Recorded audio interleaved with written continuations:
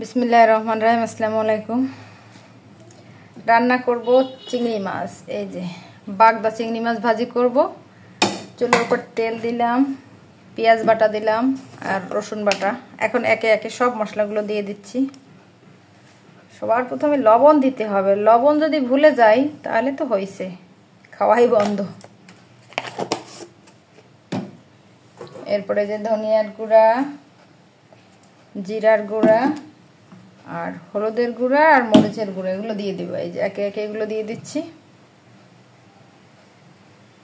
স্বাভাবিক যে মশলাগুলো দিয়ে রান্না করি সে মশলাগুলো তো সব দিলাম, আর সঙ্গে এইটা দিব, এই যে একটু চিনি দিয়ে দিব।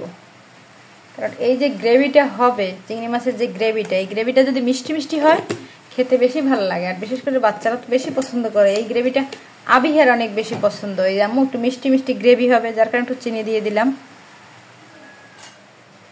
এবার চুলাটা অন করে দিলাম।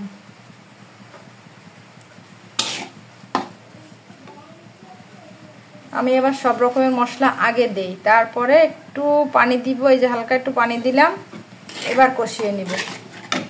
আমার মনে হয় কি চুলের উপরে তেল দিয়ে তারপরে যদি মশলাগুলো দিই, কেমন মশলাগুলো যেন ছিটে আসে গায়ে এবং চারিদিকে ছড়াই ছিটে যায়। সব মশলা একসঙ্গে দিয়ে তারপরে আমি মশলাটা কষিয়ে নিই। আমি এভাবেই রান্না করি। রান্না একটা আর্ট, যে যেভাবে করতে পারে, যে যেভাবে শান্তি পায় সে সেভাবেই কিন্তু করে। সবাই এক নিয়মে কিন্তু আসলে রান্নাটা করে না। মশলা কষানো শেষ, আর মশলা কষানোর পর কিন্তু আমি চিংড়ি মাছটাও দিয়ে দিলাম। এখন চিংড়ি মাছটা দিয়ে আবার একটু কষিয়ে নিচ্ছি।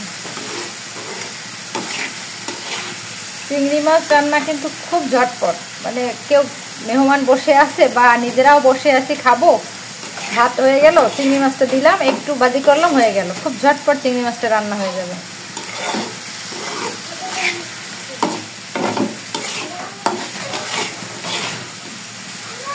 কষানো প্রায় শেষ, এখন একটু পানি দিয়ে দেবো। কি ওখানেই আছে।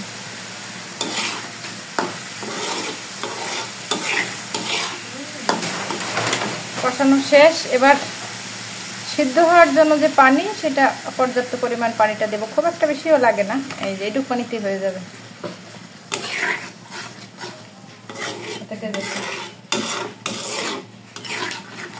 এবার ঢাকনা দিয়ে ঢেকে দিব। এরপরে রান্না শেষ। খেতেও অনেক সুস্বাদু আর খুব চটজলদি রান্না হয়ে যায়। মাছ ভাজার অবস্থা এই যে উপরে এখন গ্রেভি গ্রেভি চলে আসছে। আরো শুকিয়ে নিব, তেল তেল পুরো বেরোয় আসবে। এই গ্রেভিটাই কিন্তু মজা। এমনি চিংড়ি মাছ মজা, আর গ্রেভিটা আরো বেশি মজা। চিংড়ি মাছ ভাজতে আসছি, আর এই 10 মিনিটের মধ্যে কিন্তু চিংড়ি মাছ ভাজা শেষ। আপনাদের দুলাভাই প্লেটে ভাত নিয়েছে, ভাত খাবে। এখন চিংড়ি মাছ ভাজা শেষ, তাকে চিংড়ি মাছ দিয়েই কিন্তু ভাত খেতে দিব। খুব দ্রুত হয়ে গেল।